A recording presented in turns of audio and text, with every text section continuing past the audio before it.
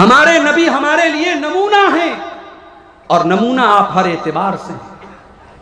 آپ جب بزنس کریں، ویاپار کریں، نوکری کریں، پیسہ کمانے کے لیے آپ گھر سے نکلیں، پیسہ کمانے کے لیے بھی اللہ کے رسول آپ کے لیے نمونہ ہیں۔ آپ آزاد نہیں ہیں کہ آپ بیاج کا پیسہ بھی اپنے گھر میں لے کر کے آئیں، رشوت کا پیسہ بھی آپ اپنے گھر میں لے کر کے آئیں، شراب بیچ کر کے آپ پیسہ کمائیں۔ نہیں، پیسہ کمائیے، بزنس کیجئے، مگر حلال طریقے سے کیجئے۔ سود اور بیاج کی رقم اپنے گھر میں مت لائیے۔ میرے پیارے بھائیوں، آج اپنے بچوں سے ہم اتنا پیار کرتے ہیں کہ ہمارے بچوں کو ذرا سی کھروچ آ جائے ہم بے چین ہو جاتے ہیں۔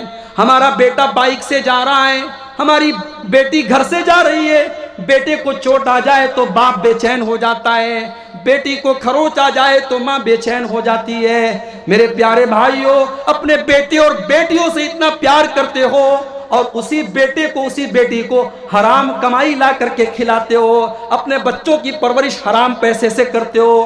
کیا آپ نے اللہ کے رسول کی وہ حدیث نہیں سنی؟ ما یربو لحم من صحت، جس بدن کی پرورش حرام کمائی سے کی جائے، جس بدن کے اندر حرام پیسہ چلا جائے، فالنار اولا بہی، وہ بدن جہنم کی آگ میں ڈالا جائے گا۔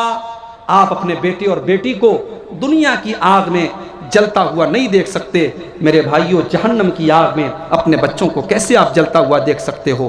سود سے اپنے آپ کو بچاؤ میرے بھائی، حرام کمائی سے اپنے آپ کو بچاؤ۔ یاد رکھو کل قیامت کے دن ہم سے سوال کیا جائے گا کہ ہم نے پیسہ کہاں سے کمایا اور کیسے کمایا۔ اور یہ قیامت کی نشانی بھی اللہ کے رسول صلی اللہ علیہ وسلم نے بتائی ہے کہ یاتی علی الناس زمان لا یبال المرء من این اخذ المال، کہ ایک ایسا دور بھی آئے گا جب لوگ پرواہ نہیں کریں گے کہ پیسہ حلال طریقے سے کما رہے ہیں یا حرام طریقے سے کما رہے ہیں۔ مجھے لوگوں نے بتایا کہ اس علاقے میں سود کا رواج بھی بہت تیزی سے بڑھ رہا ہے، لوگ سود کی رقم کھا رہے ہیں اور اس کو سود سمجھ بھی نہیں رہے ہیں۔ میرے بھائیوں، سود سود ہے، بیاج بیاج ہے۔ ہم اس کا نام بدل کر کے انٹرسٹ رکھ دیں، ہم اس کا نام بدل کر کے کچھ اور رکھ دیں، لیکن بیاج بیاج رہے گا، شراب شراب ہی رہے گی، زنا زنا ہی رہے گا۔ نام بدل دینے سے کوئی حرام چیز حلال نہیں ہو جاتی۔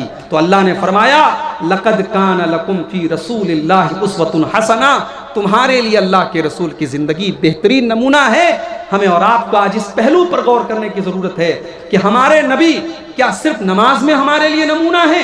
کیا صرف روزہ میں ہمارے لیے نمونہ ہے؟ جی نہیں، ہمارے رسول اکرم صلی اللہ علیہ وسلم زندگی کے تمام معاملات میں ہمارے لیے